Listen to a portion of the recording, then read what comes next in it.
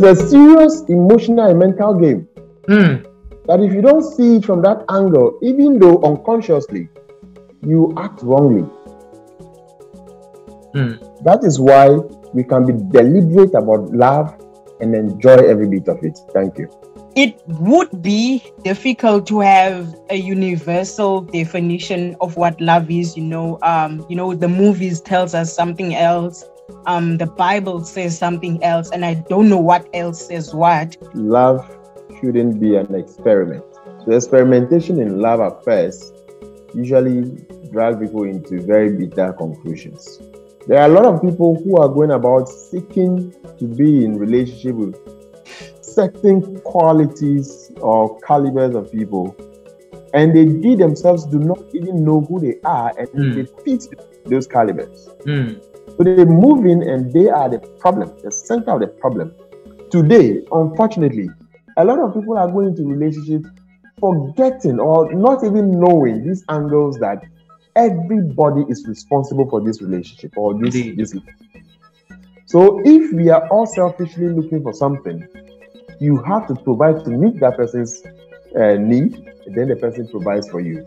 Otherwise, love in general becomes very meaningless because it provides none of us nothing at all we are looking for. If you are in a relationship and you think it's toxic, the person gives you a sign that this thing is going to be negative for your mental health, run for your life. You've been in a relationship for 5 years and it is a toxic relationship and you don't want to start afresh, and so you are scared to leave the relationship. You need to ask yourself that, do you want to do 5 more years of what you've done? If your answer is no, then you need to advise yourself. Some people believe that my partner is going to change here, and that people can change, which is not a lie, but people only change when they want to change. So you may be trying to change the person, but if the person is not willing to change, your efforts are all going to be useless. Be patient, be kind with one another, and learn to forgive.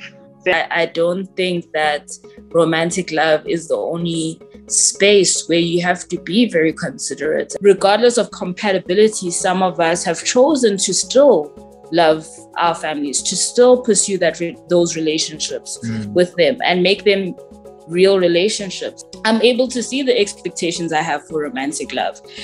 And I know that many of you might disagree with me, but I do have expectations because I've received such thoughtful, careful love from people that aren't romantic partners, that it has put the bar far too high for people that are romantic partners.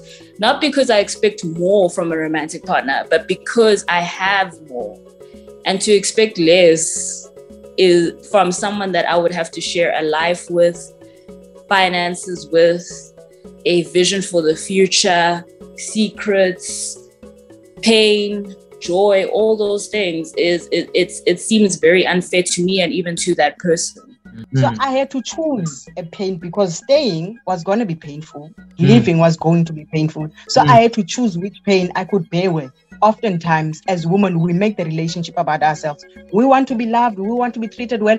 But am I willing? Can I challenge myself to treat that person well? Yes. How do we leave a toxic relationship without feeling defeated? That's one. And then how do we deal with rejection? That is such a powerful question. And the only response that came to my heart was a response that I wanted to say earlier. I think it really goes back to knowing that you are worthy of better. Each person, male, female, needs to know that you are worthy and that there's a purpose for your life. So any relationship you're in that keeps you from fulfilling that purpose, I believe you can gladly and boldly walk away from it. You redefine what makes you happy. Keep doing what makes you happy will be very essential in charting life in recent times, because the heartbreaks, the disappointments keep increasing, and it looks like over time, people no longer believe in love, whether love exists. So I believe loving oneself for the first time, having a perfect view of yourself, who you are, and loving those values you have and carry yourself perfectly around. Whilst you have a perfect view that people you love may change. People that you come across in life may change. And when the dynamics change, being ready to let go should not be too hard for you as an individual. I mean, in a world where everybody cannot help but fall in love with somebody at some point, I think it's very, very important that we actually get to understand and put our hands on the important things that love is all about. Usually when we hear love, people just think about the heart. And that is why when a relationship goes sour, people would say that the person has a heartbreak or they are broken-hearted, or, we always think it's the heart. But the truth of the matter is, when we are talking about love, the main organ in the body thinking about is the brain, and not that when they are falling in love. If you take a scan of their brain, the parts which controls all the emotions, you see that there's a lot of activity going on in the brain, and it can be equated to what happens in an addict when they take cocaine. Okay. So when you are falling in love with somebody, that's the reason why in the beginning of the interactions, people can stay on the phone for hours and not get tired.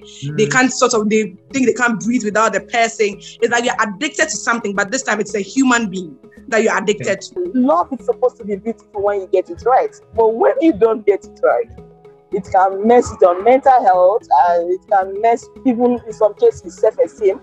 We've seen it end in abusive situations for a lot of people, and they can't seem to get out. Everybody's saying leave, and they can't leave. They've gotten so used to the toxic nature of that relationship. Have a standard, this is what I want, and if it's not there, just take it, kill. It's okay to appreciate people. Oh, you look good, but you mustn't date everybody that looks good, that comes your way. But when two people who claim they love each other, the role of kindness. And coincidentally, the Bible says love is patient, right? Love is kind. The Bible didn't describe butterflies.